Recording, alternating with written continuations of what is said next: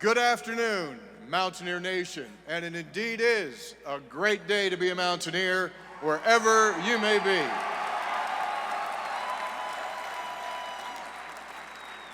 We are here this afternoon to formally bring back Rich Rodriguez as the 36th head coach of West Virginia University. It's back, and it's to the future for the Mountaineer football program. And today, Rich returns home. We'll hear from athletic, yes indeed. We were talking a few moments ago, and you look back and 17 years goes by really, really quickly. And you look back and you saw the highlights there, the memories that we all kind of cherish still to this very day. And the traditions that Rich started back in 2002, the playing of country roads after every Mountaineer victory. And the plan is, the plan is to hear a lot more of John Denver going forward. And so without any further ado, please welcome our Athletic Director, Vice President of West Virginia University, Mr. Ren Baker.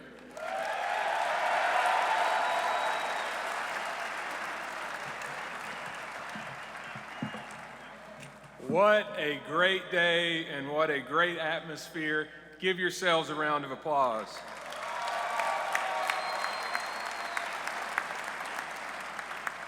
There are a lot of people to welcome and thank, but I want to start by just saying thank you to Pat McAfee. Thank you so much. This has been an awesome infomercial for everything that is special about this program and about this state.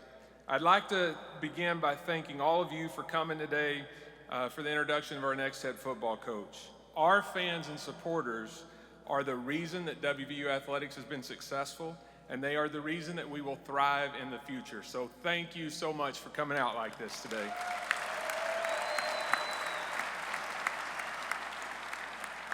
Coach, I met a lot of these people, and a lot of them claim they went to school with you. I didn't know North Marion was that big.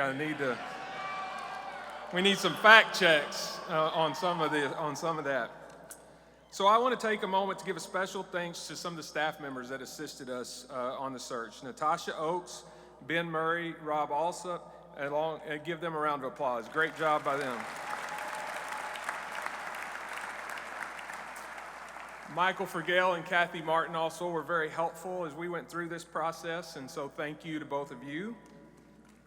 Give them a round of applause.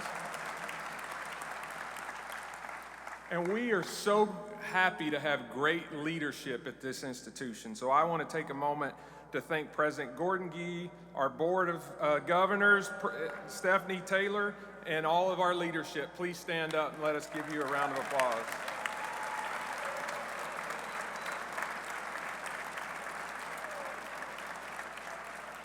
The alignment, vision, and leadership at WVU is a reason that we got through this search, and they were very helpful as we went through it. It is also an honor to welcome the Rodriguez family back home today.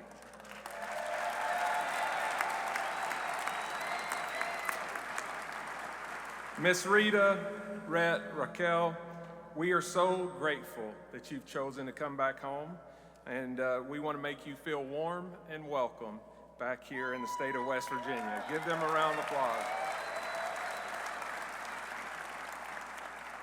So today's a day of celebration. We celebrate our place as one of the top 15 winningest football programs of all time.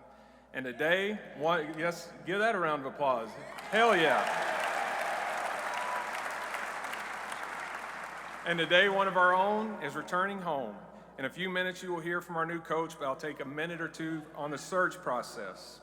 We had tremendous interest in this job from all over the country. Assisted by Parker Search, we vetted dozens of candidates, interviewed over 15, narrowed that down, and candidates wanted this job because of our history, our tradition, our resources, but time and time again, we heard it was because of you, the passionate fans of West Virginia.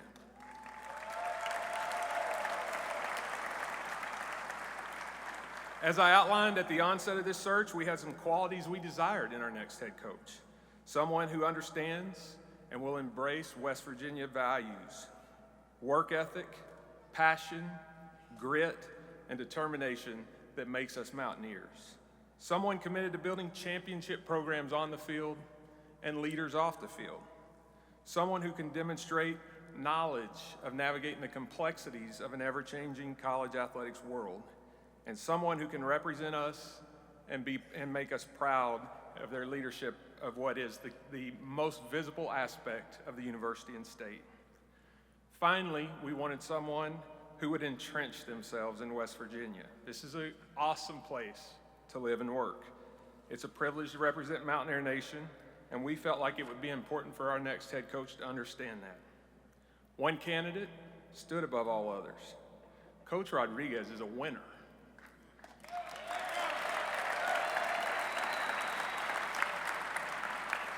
He has coached and won football at virtually every level of college football. He's an innovator and has been known for his creativity and adaptability of his schemes over the years. It was amazing as we interviewed other candidates, and I would always ask them, have you ever been to Morgantown? How many of them said, yeah, I was there about 20 years ago to learn something from Rich Rod about offense. I was like, you do read the newspapers, right? He's involved in this search. Not only has he won at a high level, but he won here. And West Virginia is a fit job. It's a great job, but not just everybody can come here and win. And we wanted somebody that we knew could win here.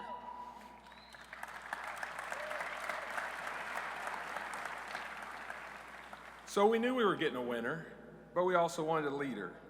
So I talked to administrators from every university that Rich has ever worked at. I spoke with former student athletes from different places. I spoke with coaches who've coached with, for, and against him. And every one of them spoke highly of his competitiveness and his desire to bring out the best in everyone in his program. His relentless desire to chase perfection has been a key ingredient to him winning games and building championship programs. One of the greatest things about life is we get to learn from our mistakes. And Coach Rodriguez was quick to articulate and acknowledge he had made some. But he was sincere and genuine in owning those mistakes and subsequent lessons he learned from them. I know he is eager to return home to prove it to his home state. I believe this is my 25th search, and we did more calls on this one than any other one. After all that homework, I am confident that we have the best candidate to lead the program to championships and the college football playoff. Although, Coach, there was one thing I couldn't verify. I may have to ask Pat this. He claimed in the interview process he's never gotten a 15-yarder for unsportsmanlike. I could not verify if that is true or not. I need to.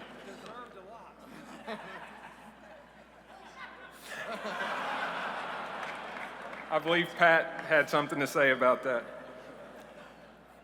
I also learned he's a loving husband and father during our process and a shameless dog dad to 2 Pomeranians, who I'm suspicious do not have a hard edge. We got people cheering for the dogs here, Coach.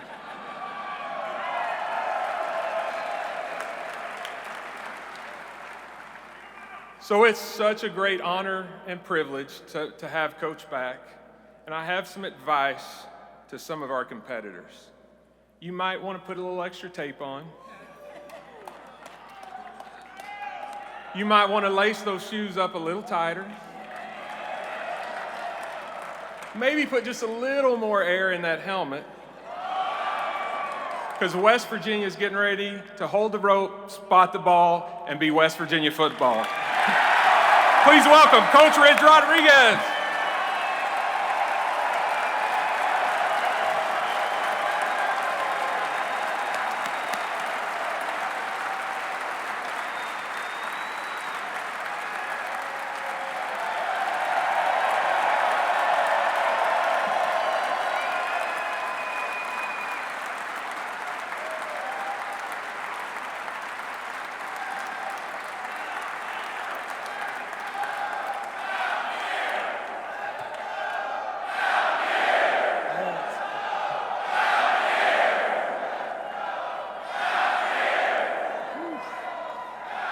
Oh, man.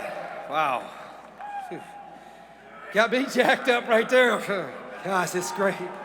You know, this is really surreal. It is great to be home. Should never left, you know. But I am very, very appreciative of the opportunity to come back home to be your head football coach at West Virginia University. Big thanks to Ren Baker. He did a thorough search, interviewed 1,000 candidates, Zoom called 100,000 candidates, and finally, he's a smart guy, you know, really smart. President Gee and the board, I really appreciate it. I know there is a lot of people that want this job because it's a great job, and I've been in the shoes before, and so is my friend sitting in front of me, who I want to introduce, and you guys know, a Hall of Fame football coach, and my coach, Mr. Don Nealon, right here.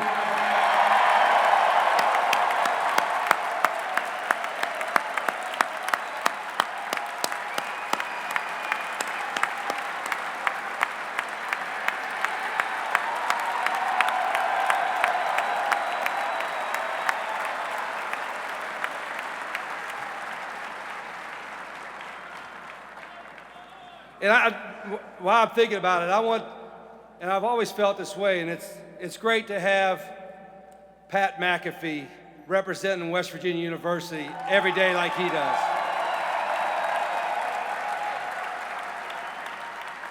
But and Pat and I want every player that ever played for any coach here at West Virginia, from Coach Bowden to Coach Signetti to Coach Nealon to myself, to Coach Holgerson, to Coach Brown, to Coach Stewart.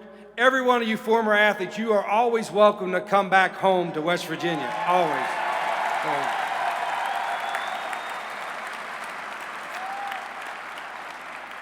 I try not to get too emotional. I have so many friends, and I didn't realize North Marion had that many students either.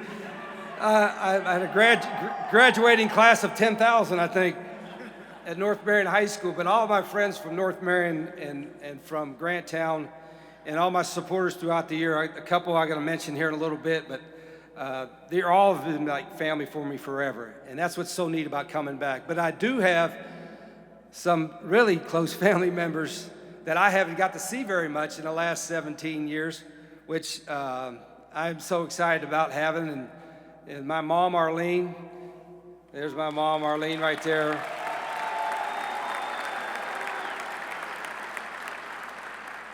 My brothers, Steve and Kenny, are up here in the second row. My mother-in-law, Barbara, my sister-in-law, Dorinda. And then I even got cousins here that I haven't seen in a long time. And it really means a lot to me. And so many people that are here that were there when I was back and made that mistake of leaving 17 years ago that are still here working. It tells me they still love this place as I do. And it'll always be home, but let me take a second.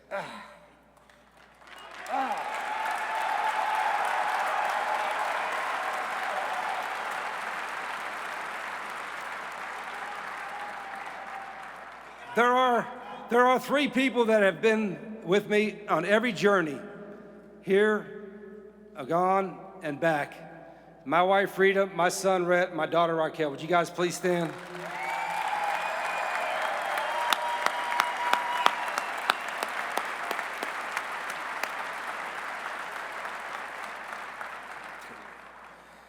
Oh, boy. I also want to thank, and I haven't got a chance to do this because this stuff happens so quickly. The last 3 years, I was down at a wonderful university, Jacksonville State University in Jacksonville, Alabama, and they gave me the opportunity to build that program from 1AA to 1A, to get into a new league and try a new journey. And the athletic director, Greg Seitz, and the president, Don Killingsworth, and the people there have been terrific to myself and my family. And I think it gave me the opportunity to come back and maybe prove myself again and be able to have this opportunity at West Virginia. So I do want to thank all the folks at Jack State University. It's a great school. It's a great school, and appreciate that. Also, I lost a dear friend of mine. He was like a brother, coached with me here and just about every stop, and unfortunately I lost him 2 years ago. And I had great assistant coaches, but I had one in particular who was like my brother named Calvin McGee. And I wanted to tell,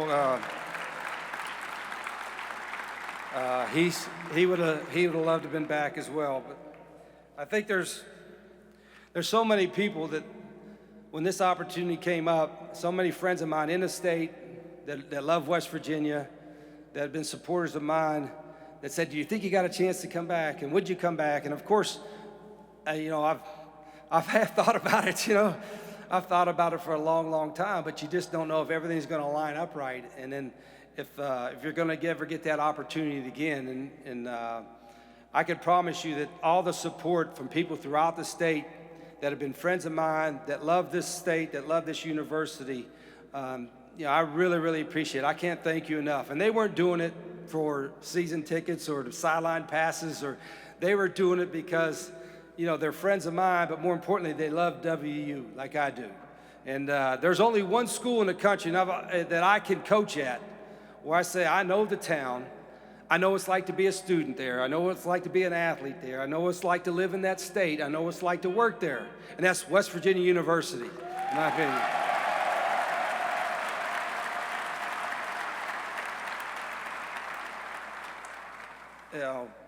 And I have grown and learned and gotten better. I know everybody says you learn from your mistakes and you try to grow and learn, and I've tried to do that not just from 17 years ago, but from 27 years ago to 7 years ago to 7 days ago to 7 minutes ago.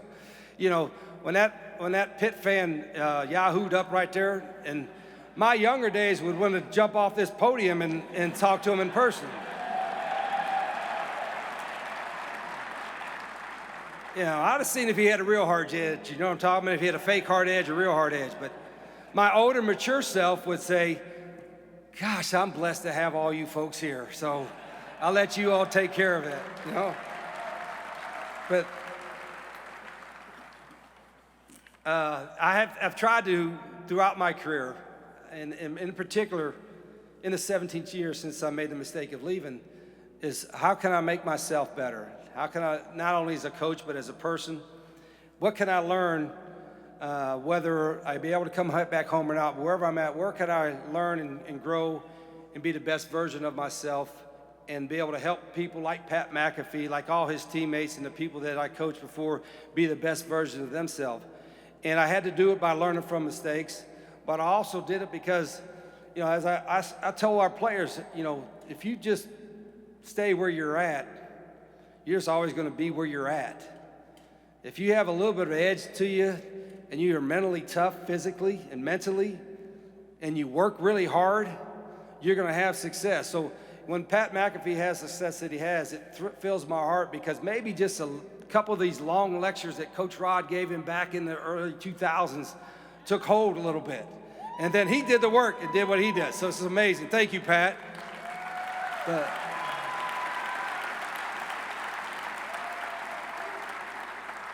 And then it's kind of neat to see Pac-Man Jones on TV, I sometimes get a little nervous. I got to tell you a quick story about Pac-Man. It's his New Year's Eve, and it's 11:45 p.m., and I get a FaceTime call from Pac-Man. I'm thinking, oh, boy. And then he's on there. He said, Coach, I'm at South Beach in Miami. Oh, boy, 11:45. And then he said, no, let me see you my family here. He's introduced his wife, his kids, and little Chris Henry Jr. And I said, Pac, at 11:45, you're with your family in a hotel room celebrating by yourself. Man, have you grown, man. I'm so proud of him. But all of my former players, every former player I've had, whether it's here or any place I've been, there's so much gratitude that I have for the work that they did and the processes that I put them through and the way they went about their business. I mean, there's nothing more important to me than my former players. So Owen Schmidt in the building.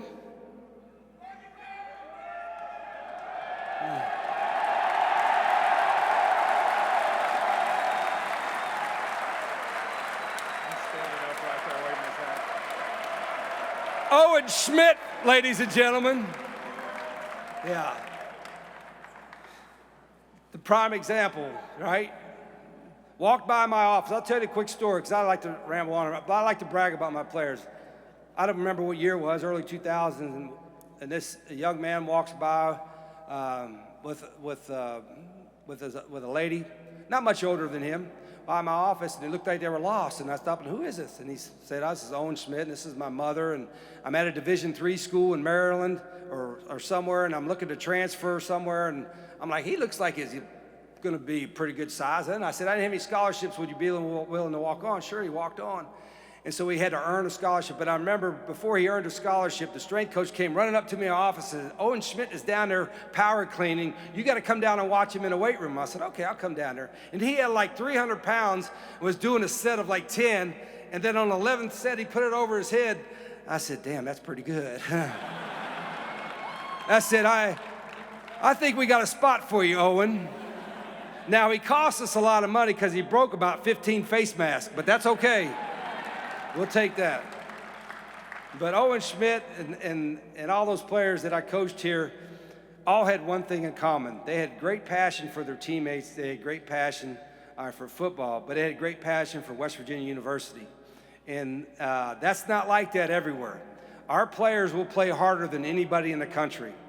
I've always said that. I think this. I say this to my players all the time. You know, a lot of people in the stands, they might not know the X's and O's. Some of them think they do, but that's okay. You know, they might know all the schemes that they're doing, but they can sit in those stands, especially at West Virginia, and watch your team and tell if they're playing hard.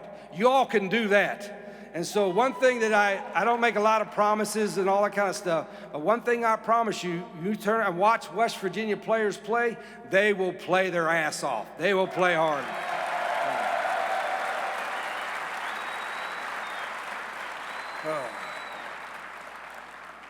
So I know I ramble on. Tony's going to give some questions, and we'll have something in the media. But I do want to. All right, let me catch my breath here.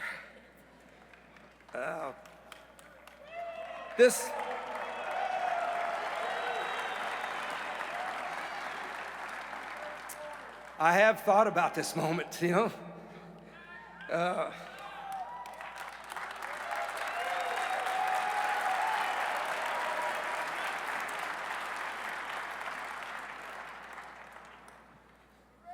I get to coach at the greatest university in this country.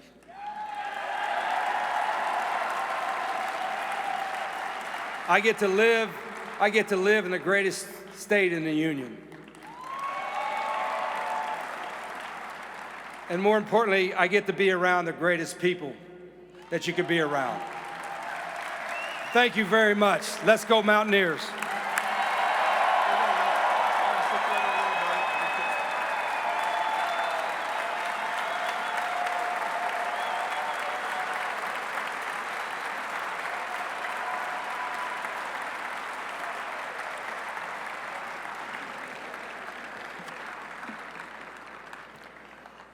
Thank you, Rich. We're going to open this up to the media members who are here, and we will do a question and answer. We've got Charles and we've got Richard with us here with the microphones, and so our press members, if you would, please raise your hand, identify yourself, and to whom you are asking the question. Go right ahead. So, Rich, let's start with the emotions when Ren called you, offered it to you. Can you explain what that was like, and how long did it take you to say yes? Well, I think I said yes before he completed his sentence. I think Ren was very thorough, and I've been fortunate to be through a few of these processes before, and there's always a time frame to go with it, but everybody was really professional. It was no, lead you one way and go another way. Asked all the questions, even the hard questions, and the last 24 hours. When you get interviewed, you're thinking, okay, now I'm a finalist. And I'm thinking to myself, well, Ms. Rita and I were like, let's not get our hopes up too high because we don't want to be devastated. So probably the last 7 or 8 hours, he tortured us, till there finally was a call and said, are you ready to come back home? And the answer was, before he finished the sentence, are you kidding me? I might have said a bad word in between there, but yeah, very nice. Anyone else? Luke Blaine, Daily Athenaeum. So, Coach, obviously, you experienced today an unruly fan, and there are fans out there who might still carry some hard feelings about the end of the 07 season. So do you have a message to fans who are a bit apprehensive about your return to Morgantown? Sure, and I understand there's fans upset, and at least they care, right? But sometimes, that not everything is as you think it is, but I made a mistake. And my promise to not just the folks that are upset, but to everybody here and everybody that's been very, very supportive, all right, I will earn your support.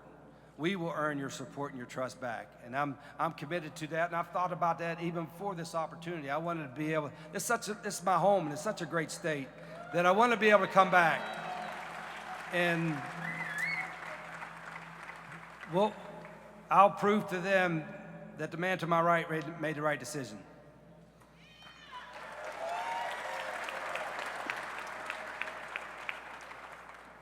Mike Osti with West Virginia Sports Now. Coach, separate from the personal and maybe those detractors that Luke's bringing up, there could be some others, and we've heard this since the announcement, that say you wanted Jacksonville State, but that's a different lower level than the Power Four. You did have success, but it was many years ago, last time you had a big success at Arizona, and they're apprehensive that your success at Jacksonville State would translate, and your success in the past would translate at the Power Four level in this current culture. How would you respond to that criticism that it was too long ago for Power Four success? I mean, there's a lot of opinions, a lot of them are uneducated, you know, and some of them don't know the resources, but that doesn't, you know, all we've tried to do is every place we went to build the best football program in America, and some had different challenges. I'm really proud of what happened at Jack State, the players and the staff we had there. We went from a 1AA team to a 1A team, and nobody's ever done it, and went to 2 straight bowls and won a conference championship in their second year, and played some pretty good football, you know, against some teams. There's a lot of Power Four teams that wouldn't want to play Jack State right now, I can tell you that. But with that being said, you know, as I mentioned earlier, if I was the same coach now that I was in 2007, then I didn't follow my own guidelines for my players and my staff about getting better every day. And now I know the landscape has changed, the goalposts have moved, and we've moved with it. Then the great part about it is that this opportunity for me was so good, not only because it was home, not only because I wanted to come back and make it right, but because the school, Ren, and everybody here associated with President Gee and the board are committed to having us have a seat at the table and trying to win. You know, they're not just going to compete, they want to win, and we're used to winning here. So that to me was extra appealing, and you know, all the naysayers, all that kind of stuff, I'm going to just say, just wait till we play, and then you'll see what's going to happen. Well, you'll be all right. Yeah. All right, Coach. Joe Smith here with Reddit's College Football Press Corps. Main thing I want to ask you is, you brought this program to some of its most national relevance, its most national success during your previous tenure here. It's 17 years ago. The sport has changed. The university has changed. We're in a different conference. Can you talk about what your vision is to bring West Virginia football back to national relevance and success, and how that might have changed since your first tenure here? Yeah, the biggest thing that's changed, obviously, the transfer portal. Guys are almost free agents every year, and they're getting paid. Not all this stuff is all bad, but you got to be positioned to do that. But when Coach Nealon was here and winning, when I had some success here, whenever they had success here, you got really, really good players, and you coached them really hard. That's what happened when I played here for Don Nealon. He had good players. I wouldn't be a great player, but I was okay. But he had good players, and then we got coached hard. All right, my players here, and some of you here, I had a lot of really good players, and they played really hard. That formula has not changed, and I think that's the key, our key to our success. We're going to find really good players that want to be at West Virginia, and then they're going to play really hard, and then we'll win. Derek? Hey, Coach. Derek Red from Ogden Newspapers. Right here. You've been on a coaching odyssey for all these years. You've had great highs, you've had some lows, you've had twists, you've had turns, and you talked about like what you've learned and how you have kind of evolved as a coach through those years. What are some of the biggest things that you have taken, some of the most important tenets that you have taken from those different stops that you're going to bring to here to make you the best version of yourself for this team? Yeah, I think every place is unique. I said there's certain principles that you got to have at every place you're at as a coach, but then certain places are unique, and how you go attack the recruiting, how you get your talent, how do you acquire your talent, your staff and you put together. But I think the biggest thing is that And I know there's a lot of, I say older coaches like myself, maybe you want to call me an older coach, I feel young. I feel good. By the way, I don't know if you all know, we're talking about contract length or nothing like that. Dave, we hadn't put that out yet. But Okay. You can answer it. No, I'm just saying, I got a 5-year contract, but I would have signed a lifetime contract, but then if I lost you, it'd have killed me. So, I mean. He did offer that up. Yeah, I That's did a offer that legitimate up. thing. And then there's a lot of guns in the state of West Virginia, too, you know what I mean? But I forgot your damn question. What was you asking? What are the tenets that you've taken through those travels? The and through tenets this up I've and down? taken, pretty simple. You get really good players and coach them really hard and help them get better, you're going to win. It hadn't changed. The format is the same for Don Nealon. It's the same for Rich Rodriguez. Keenan. Go ahead. Is that Avon Coburn in the front row? Avon Coburn right here in the front row. Keenan Cummings with WVSports.com. Rich, you mentioned good players. What is your plan for recruiting here?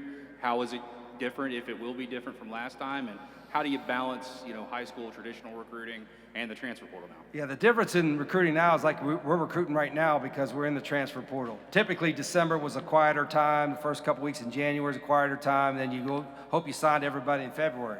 Now you got guys in the portal for another week and a half or so, and you got to try to retain guys. I don't want to lose any really good players going in the portal.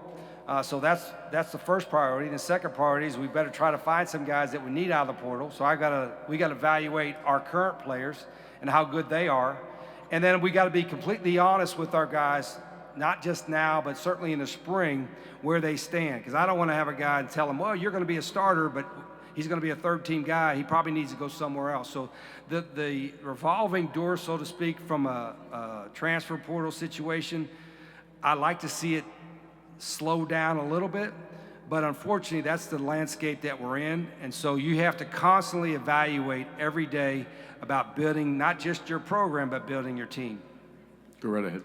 Tanner Mounds, Blue Gold Sports. Obviously you had a lot of success here at West Virginia earlier when they were in the Big East, now in the Big 12. What are the differences that you see in the two conferences, and what could be some challenges that you see? Yeah, I don't know if from the football standpoint, ability-wise or schematic-wise or what have you, that it's a whole lot different. It's just a difference in, the location. Some of those schools you're in the Big East, most schools you're competing against, you usually compete against them in recruiting and all that back then because everybody's in the same region, and recruiting was different. Now everybody's everywhere, but so is recruiting is everywhere because of the transfer portal. So that's a little bit different. It was kind of unique when I was talking to Ren about that, and they're looking at the Big 12. I'm like, I'm more familiar with these teams than maybe any other league because of my time in the Pac-12. You're talking about Arizona, Arizona State, Utah, even played BYU a couple times. So I probably know those programs, know those regions, know how they recruit, or at least how they've recruited in the past more than any other league. Go right ahead, Justin. This question's for Ren. Obviously, going back a couple weeks ago to the Neil Brown decision, the billboards across town, there was obviously some kind of divide in the fan base at that time. Do you think this hire helps alleviate some of that divide or not? Yeah, listen, I think you want to be careful how much you overvalue any particular fan sentiment at any particular time. I mean, listen, sports is where you get to come and you get to be irrational and emotional. And so I think my job is to not weigh that into the decision-making matrix. And I love the fans, and I love when they love me, and I ignore when they don't, because that's part of the job, right? Like you just have to make the best decisions that you can, armed and equipped with the best decision the best information that you have. But here's what I know about West Virginia. Listen, I heard from both sides, and Coach and I talked about this. He knows that there's some people that have hard feelings from 17 years ago. But West Virginians love to see West Virginians do well. And West Virginians love to see this program do well and represent this state. And when I sat with him, no other candidate had the kind of passion for this state, this community, this university, and this football program the way that he did. It's very personal. I mean, and I'm excited that he's here, and I think we're going to rally the fan base. We're going to win games, and there won't be any kind of division. Everybody will be rooting for the Mountaineers. John. Coach John Lowe, Golden Blue Nation. How does this job as a coach, as a CEO of a football program, compare now to 2001? Yeah, I think that's a great question. I think it's and because of the changing landscape of college football, college athletics in particular, with the NIL transfer portal, there's so many different things that a coach has to be, a head coach in particular has to be involved in. You know, you've always been involved in as a head coach and help raising money, but before you were raising money for scholarships or you're raising money for facilities, and now you're trying to help raise money to pay players. Yes, there's only a few schools down south that used to do that. You know what I mean? They would do it through the churches. You know what I mean? They have a little. I always call those UTGs, under the table grants. Yeah, under the table Yeah. stuff. You know. I have to tell this story. I had an athletic director friend call me and he said, well, it used to be you couldn't, one of your players would fly into the airport, you couldn't go and pick him up in a car because it was a violation. He said, now you just give him a car and give him the keys and say, take it. So things have changed a little bit, but I think in answer to your question, there's a lot more a head coach has to do outside typically X's and O's and developing players, so to speak. So you better have a great staff. And I'm still involved in the football part of it because I love it. I still call plays. But I'm going to put together a great staff. And fortunately, we have the means to put together a great staff that can take some of that burden off of me in all these aspects. Quick follow-up, how does the state of the program compare? Where we're at right now? To 2001, yes. Oh, I think the kids are. I think kids nowadays are probably bigger and faster and smarter. Somebody asked me the other question. I said, well, 20 or 30 years ago, or when I played for Coach Nealon 40 years ago, you know, coaches tell you run through the wall, you'll run through the wall. Now you tell them run through the wall, but you got to tell them why. And if you don't give them the right answer, they'll pull their phone out and say, that's not what it says on Google. I don't know about that. So they're smarter. I don't know if they're as tough mentally. And that's the challenge. That's what we try to do as coaches, make them a little bit tougher mentally. But the kids are more talented and smarter now. Back on the camera deck. Go ahead, sir. Coach, John Fredericks, West Virginia Media, and WZST, your flagship. A lot of veteran coaches around your level of maturity have really chafed at the new rules. NIL, open portals, it drove Nick Saban, who we heard earlier, out of the business, and others. How do you see yourself navigating your way through the new way we do recruiting and paying players? Yeah, that's another point about, you know, I guess when I was here, I was a younger coach. Now I'm an older coach, but you do have to learn and adapt. And you could get frustrated, and that's okay to be frustrated, but what overrides, I think, for me personally, is that everything revolves around winning, you know, maybe over the top so much, you know, every decision we're gonna make that's gonna help us win. And probably ultra competitive. One thing I'm most proud of some of our all of our teams we had here and everywhere else, that they were really, really competitive. And our staff is going to be really, really competitive. And so if you're going to be really, really competitive and the rules say this, then you got to do the rules that say this. And that's where it struggles for some of the coaches that are always used to doing the same thing all the time. You got to be willing to adapt in this day and age, and we're doing that. Yeah, I just would add real quick, as we went through this process, coaches like Coach Rodriguez, I would argue, are better equipped in some ways to navigate the portal because they're having to deal with all this without the financial resources to just retain people financially. So if you're at a group of 5 school, your roster's really getting picked over and really getting depleted, and there's really people doing tampering. So in terms of trying to replenish talent, in terms of trying to keep talent without just being able to fork over more money, I would argue better prepared in some ways for managing the portal. Staying on the camera deck with Kevin. Hey, Coach, Kevin Kidner. Thank you. And those of us that have been around as long as you are pretty familiar with your offense, the things that you do defensively. You've worked with different schemes, had different things in your different stops since here. Any thought yet on what that might look like here, or does that depend on your coaching staff? Yeah, it depends on the coordinator I hire. I have a couple that I've talked to. I have a couple in mind, and they're different. They're not the same. And everybody runs a little bit of everything now defensively, whether it's an odd stack or an even front. And everybody kind of has certain personnel packages they use on defense. But I'm going to pick the D coordinator first. I'll have a really good one because I have enough resources to hire a really, really good one. And then from there, I'll build out the defensive staff. And there's not one particular scheme that I want other than I want us to be really, really aggressive. And I want to force the issue, so to speak, on the other team. Here in the front row. Coach Kevin Redford, Golden Blue Nation down here. Okay. In regards to the House settlement revenue share payouts, how hands-on do you see yourself being with that? And did you have to pitch a plan in your interview? No, I think I do. I think one of my strengths, and maybe it was because I started off at a small school in Glenville, West Virginia, and I had Mr. Ike Morris there that was the supporter, and I learned from Mike. How about a shout out for Ike Morris? I had two friends, Ike Morris and Paul Astorg. Paul Astorg, who's like a brother to me as well. I've known him for 30-some years, and you learned how to, when you're raising money, you're developing friendship, not just, hope you're getting a check from him or something like that. And I've had some experience doing it from a long, long time ago, and I'm comfortable doing it, and we have to do it. I mean, I hope we have enough revenue, for season ticket sales. Everybody here is going to buy a season ticket, right? So we're going to get all your friends to buy season tickets, sell the place out, and then we have more projects that I told Ren I'm more than happy to help raise. They might as well buy season tickets, because by the time we get to 9/13, those single game seats for the backyard brawl will be costing more than the season ticket would have cost exactly you. Right. So go ahead and get your season tickets and save you some money.